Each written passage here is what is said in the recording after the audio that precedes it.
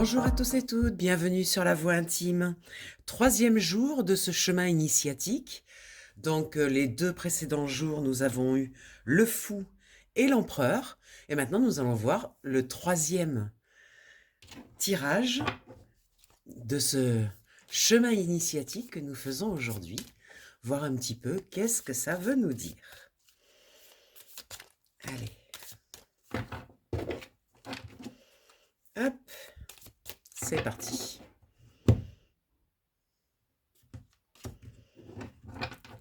Alors, oh magnifique, la lune.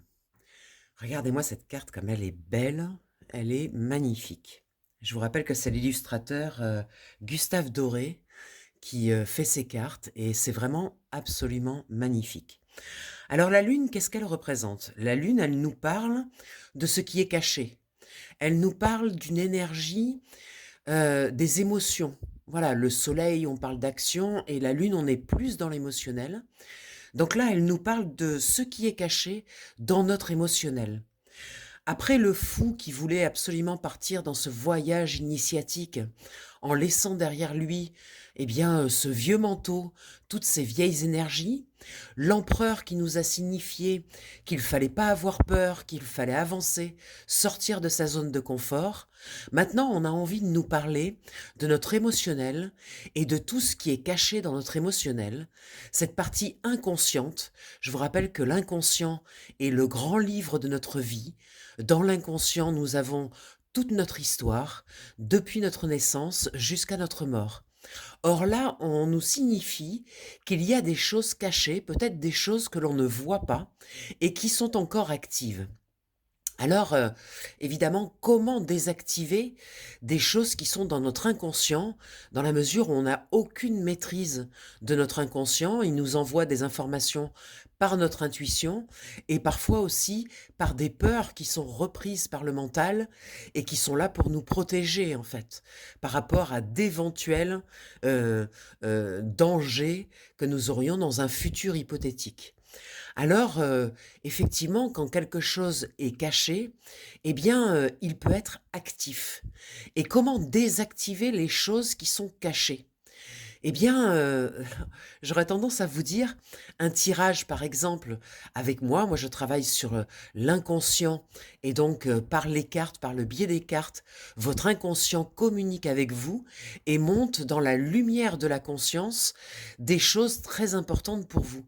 Des choses justement qui sont cachées, des choses qui sont actifs, qui continuent à s'activer dans votre vie, malgré vous, j'aurais tendance à dire, c'est-à-dire sans que vous ayez conscience de ce qui se passe. Alors pour visiter l'inconscient, on peut y aller par l'hypnose, on peut y aller par différents aujourd'hui, il y a différents moyens d'y aller. Le but étant d'aller chercher ces informations dans l'inconscient, de les voir et de les monter dans la lumière de la conscience.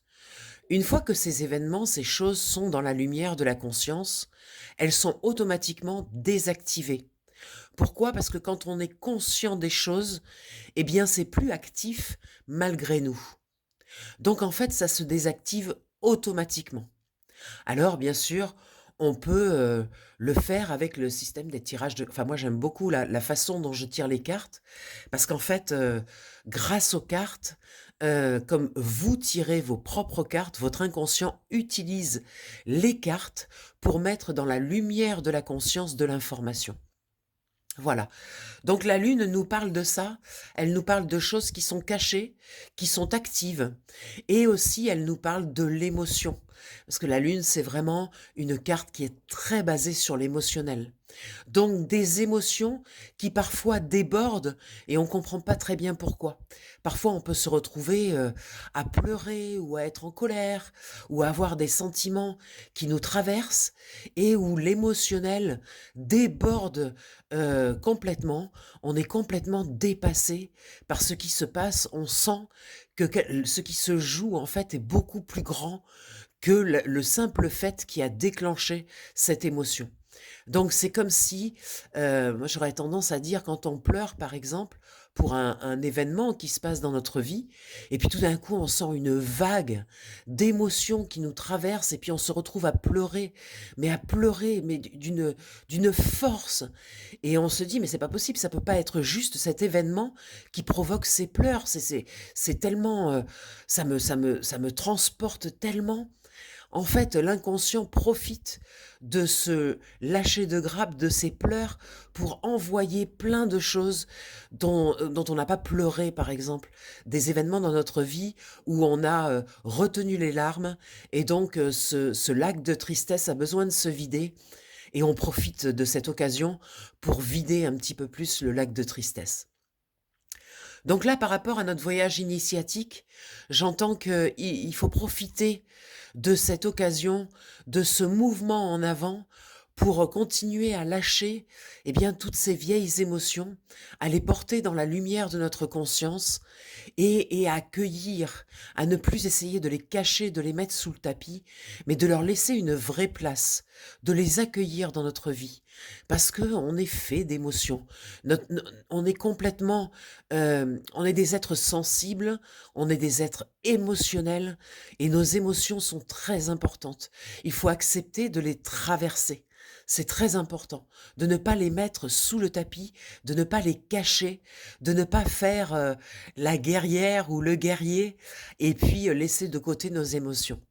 Voilà, donc il y a quelque chose comme ça qui vient nous chercher, qui vient nous dire, eh bien, tes émotions, traverse-les, donne-leur une vraie place dans ta vie, parce que c'est ce qui te rend vivant.